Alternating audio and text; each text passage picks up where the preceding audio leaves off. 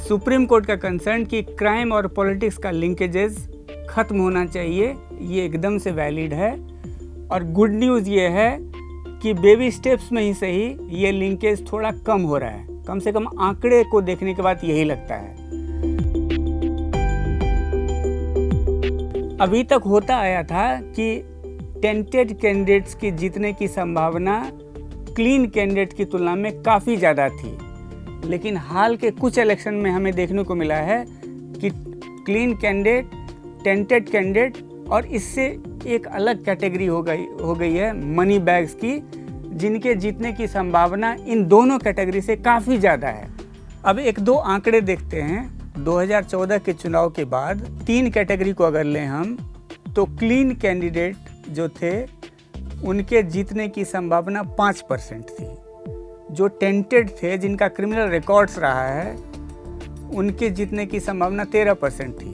और money power वाले जो थे उनके जीतने की संभावना 20% थी। एक दूसरा आंकड़ा देख लेते हैं। जिनके पास मनी बैग नहीं है उनके जीतने की प्रोबेबिलिटी 2% और जिनके पास मनी बैग है उनके जीतने की प्रोबेबिलिटी 20%। मतलब जिनके पास पैसा नहीं है उनसे 10 गुना ज़्यादा उनके जीतने की संभावना है जिनके पास भारी भरकम बैंक बैलेंस है।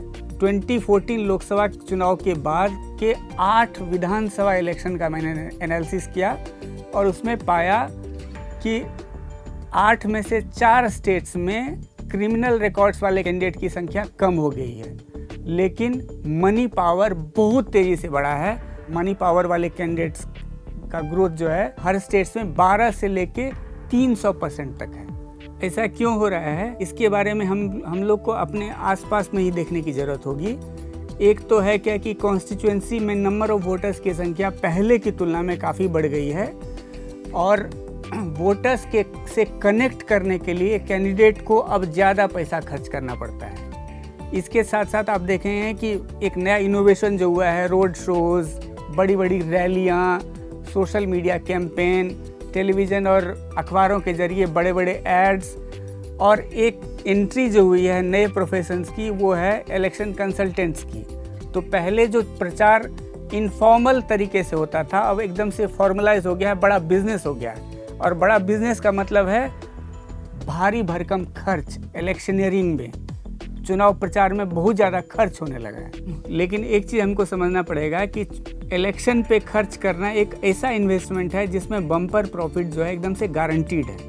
इसीलिए नेता जीत के लिए किसी भी हद तक जाते हैं, और एक बार अगर चुनाव जीत गए तो सिर्फ एक इलेक्शन नहीं, आने वाले कई इलेक्शन में जो पॉसिबल खर्च होगा उसका इंतज़ाम एक इलेक्शन जीत करके ही हो जाता है। और हमको समझना पड़ेगा कि ये जो मनी पावर का इन्फ्लुएंस है, ये क्राइम और पॉलिटिक्स के लिंकेजेस से कम खतरनाक नहीं है। अब मनी पावर का बढ़ना, इसका मतलब है क्रोनी कैपिटलिज्म का इन्फ्लुएंस गवर्नेंस पे बढ़ना। क्रोनी कैपिटलिज्म को आसान शब्दों में अगर कहें तो इसका मतलब है कि रूलिंग पार्टी के चहेतों को बड़े ठेके, लेकिन बाकी को कुछ नहीं। चुनाव में मनी पावर के बढ़ने का मतलब है करप्शन का बढ़ना। तो आप सबसे गुजारिश है कि चुनाव के दौरान चकाचौंध में, और उसका कैंपेन अच्छा है, उसका ऐड अच्छा है, इसके पीछे के लॉजिक को थोड़ा समझिए। और उसके पीछे का लॉजिक यही है कि मनी पावर का इन्फ्लुएंस जो है बहुत तेज़ी से पॉलिटिक्स पे बढ़ रहा है, और ये जो है ये क्राइम और पॉलिटिक्स के नेक्सस से भी ज़्यादा खतरनाक है।